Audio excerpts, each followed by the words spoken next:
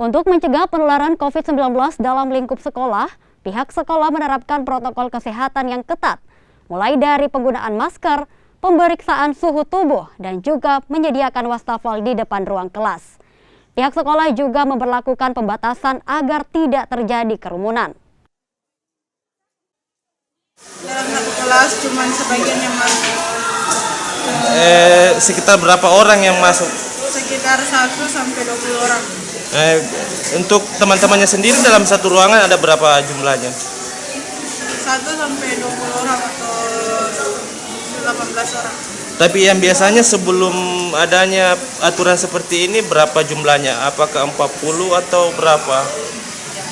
Biasanya sih 40 orang 30. Di pintu kami punya security. Sangat kami menekankan jangan biarkan anak kita melangkah dari gerbang sekolah masuk ke sekolah apabila tidak menggunakan masker. Satu. Yang kedua, bahwa setiap anak ketika ingin masuk di gerbang yang satu lagi maka dia harus cuci tangan karena kami sediakan sanitizer. Memang menindaklanjuti daripada itu ada di sini Pak.